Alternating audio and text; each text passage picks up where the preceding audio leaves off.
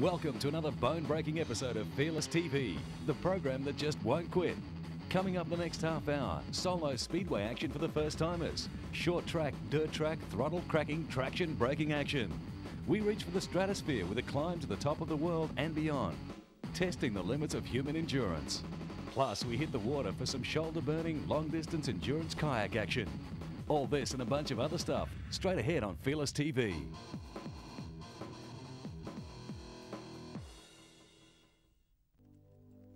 The name Mount Everest holds many different fascinations for millions around the world. To some, the mere mention of the world's highest peak immediately brings thoughts of climbing. To others, sheer majestic beauty. Whether it be in the imagination or high up in the jet stream the adventure takes place, our journey begins having already covered the initial stage of the climb to 5,500 metres or 1,500 feet to the Khumbu Icefall. This moving wall of ice can only be traversed using ladder bridges to span the crevasses. And this section of the climb has caused more death among climbers than anywhere else on Everest. Before setting out on the second stage of the climb, the Sherpas, who will travel this route many times in one lifetime, conduct a Poya ceremony, which involves offering prayers in the form of prayer flags to the mountain gods, of which there are many in this area.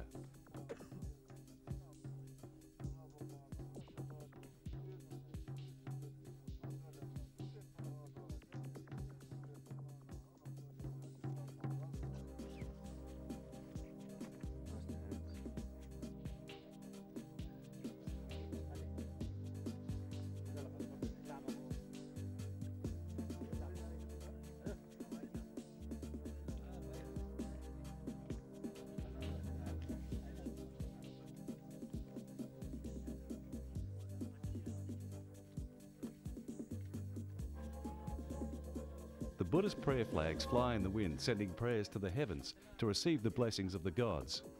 The assembled climbers taking part are hopeful of sharing this blessing and offer up their own toast, although we're fairly certain which is more appropriate at this stage, beers or prayers. A pre-dawn start is required at this stage to take advantage of the lack of sun, which when it rises will cause the ice to begin melting afresh, and with it more movement.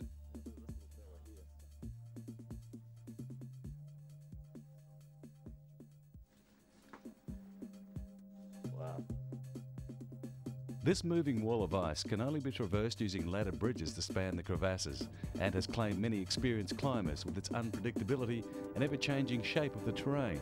The only constant on the Khumbu Icefall are the ever-present extreme conditions.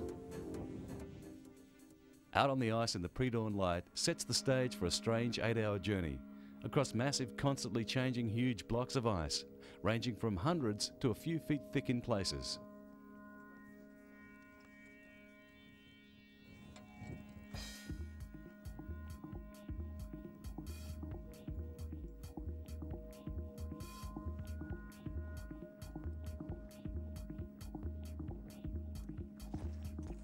The primary danger now is the risk of falling into one of the many opening crevasses, some 30 metres and more deep. If this should happen, rescue must take place within a 2-minute time frame, as hypothermia sets in quickly in these conditions.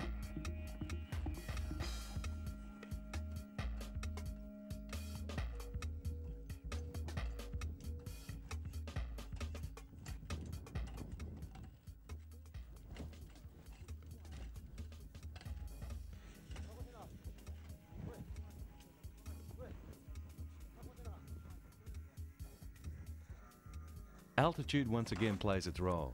Lack of oxygen slowing the climbers in these already treacherous conditions.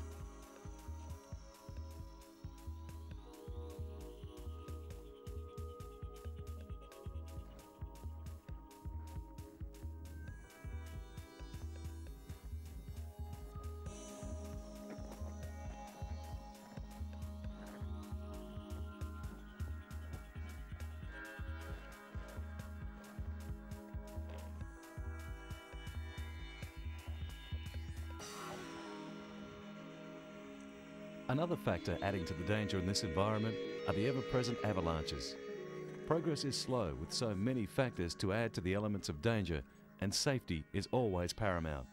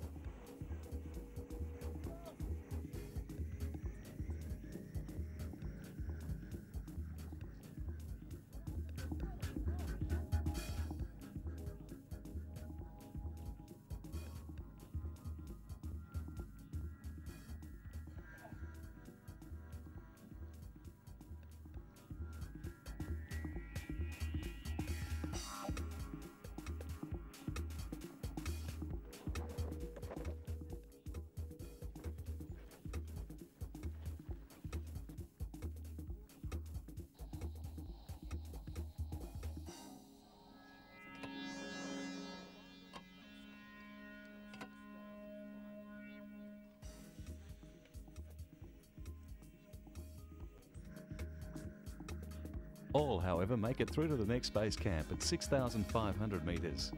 A case for minor celebrations, some much needed rest, and preparations for the following day.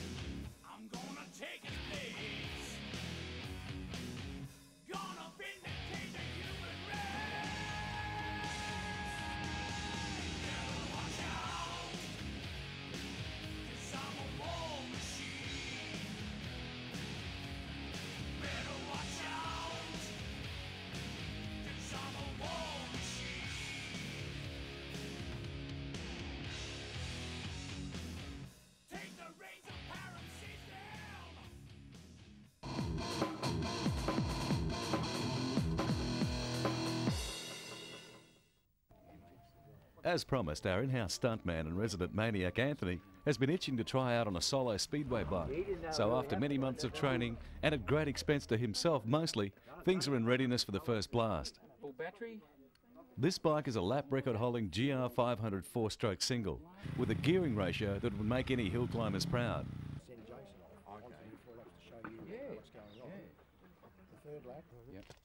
Compression on this beast is around 14 to 1, and it weighs about 76 kilos, which should give you some idea of the power to weight ratio. The fuel in this case is methanol, which is made from cane sugar and delivers 4 times the combustion of normal petrol. Very useful when cracking open the throttle and laying the bike sideways. One final briefing and we're almost set to roll. We should mention at this stage, although Anthony has ridden a number of road bikes over the years, he's never actually ridden speedway or even thrown his leg over this particular bike. This is the very first time. At this point, he's trying to work out the tips given by Jason Stewart, champion rider, on the finer points of the art of riding these machines at high speed on a banked dirt track. Well, at least that's the theory. Apparently, it's actually more difficult than it looks. Throttle control is the key to riding this bike around the track as it's designed. Just a final reminder of how it should look. And thanks to Anthony for letting us watch on. We'll check his progress in coming weeks on Fearless TV.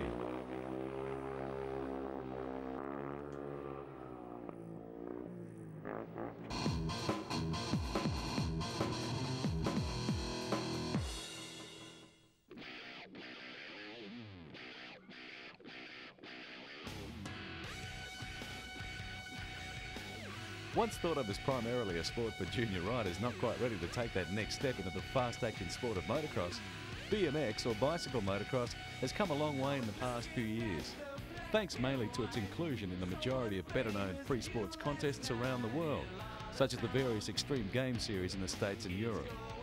Although BMX track racing is still very popular among the die-hard fans, it has received less coverage than the more spectacular high jump contests, which are huge in Germany at events such as ISPO, where heights of more than 4 metres have been recorded.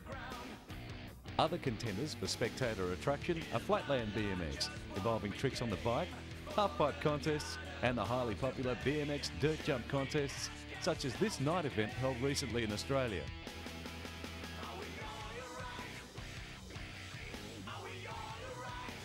On a par with big air motocross expression sessions, dirt jump contests are hugely popular with the crowds, and with all the riders pumped after 1 or 2 runs, everybody pulls out the biggest and best, most technical tricks.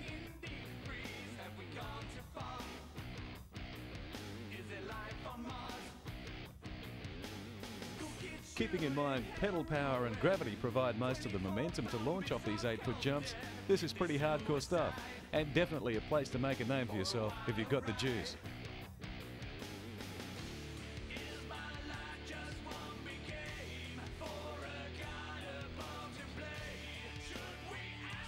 Tricks the judges watch out for are Supermans, can-cans, flips, suicides, 360s, bar spins, which are all done 1, 2 or no-footed for extra points and effect. Size of air is also important as you run through the sequence.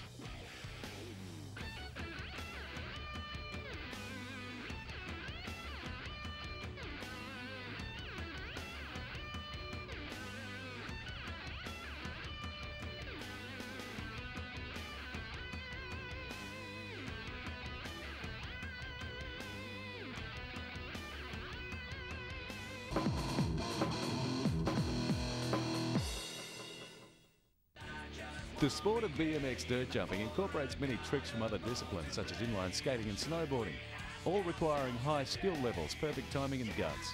One of the most difficult to execute is the flip. That's why this guy deserves our Fearless TV Play of the Day.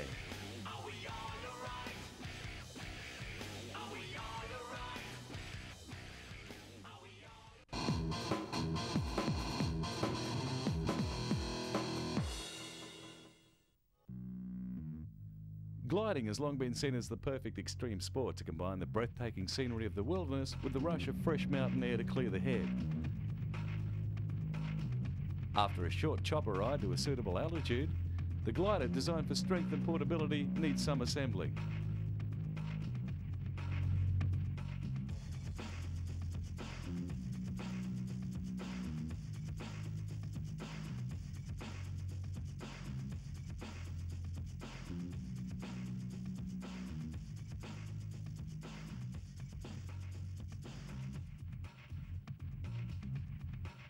The wing is similar to 2 sailboard sails mounted end to end, complete with battens, and the spans folding out from the centre.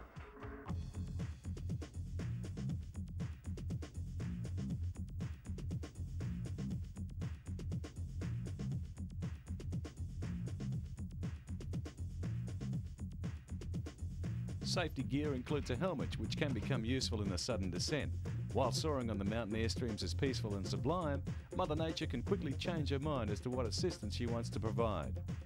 Once a suitable updraft has been located for takeoff, all that remains is to lift off and ride the currents across this majestic scenery. No words are needed to describe the effect.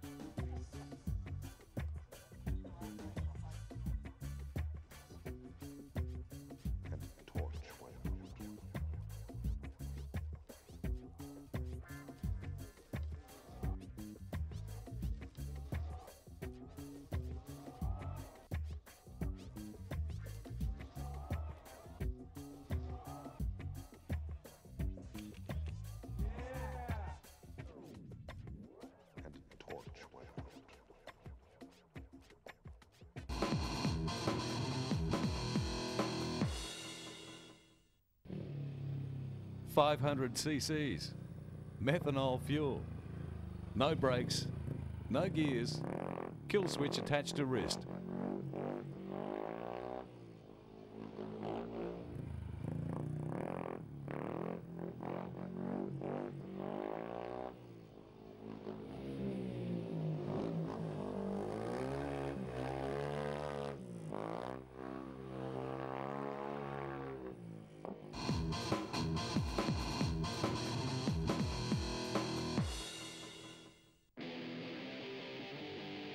Up until recently, the term wipeout has been primarily associated with ocean-going sports, or at least those involving water.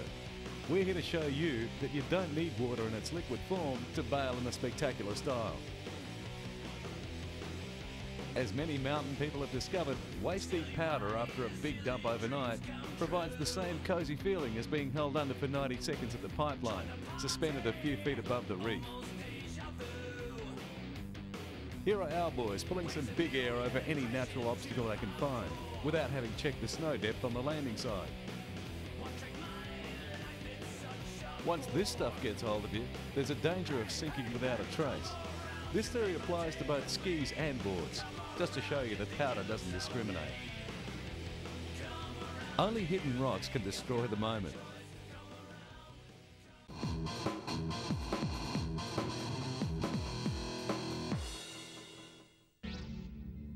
Participating in long-distance kayaking is one thing, but taking part in the world's longest endurance kayak event brings with it a whole new set of extreme circumstances to be endured.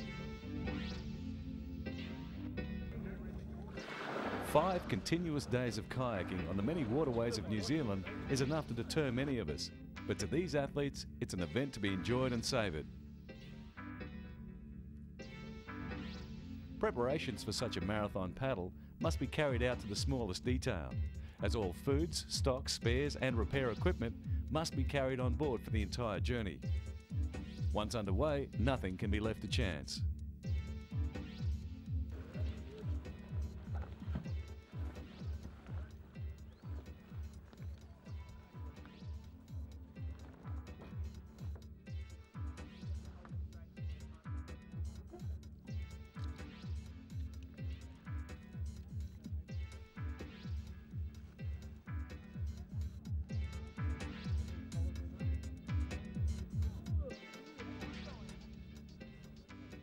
Apart from map reading skills, superstition plays a small part as well.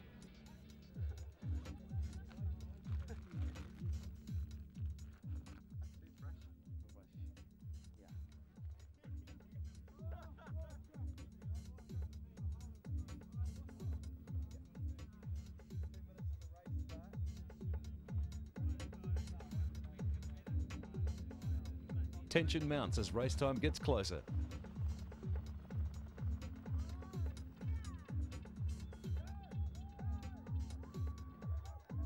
At this stage, the glacial lake looks inviting and tranquil, but there are many changing water conditions ahead, and after hours of steady paddling, the relaxed mood soon gives way to aching muscles and sweating bodies. This is where onboard hydration and food stocks play a crucial part.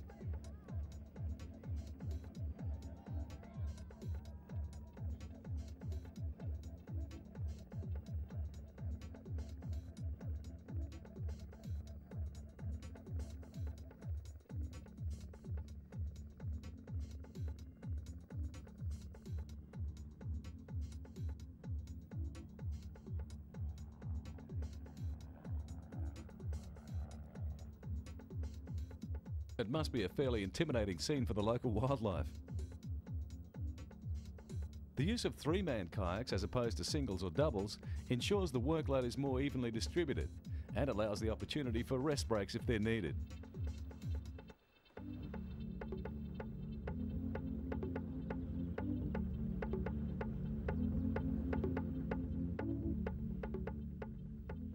The mission now is to settle into a comfortable rhythm and sustainable pace, conserving energy in order to be able to cover the distance.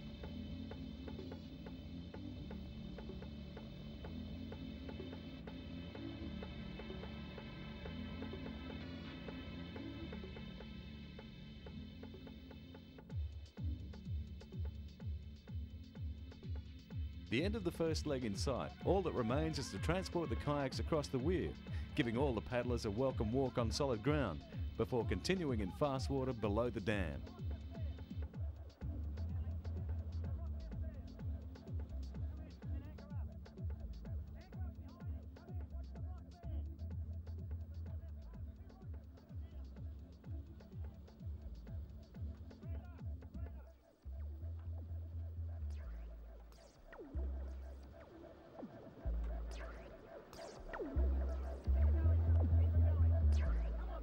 More on the next stage coming soon, and more of Fearless TV next week.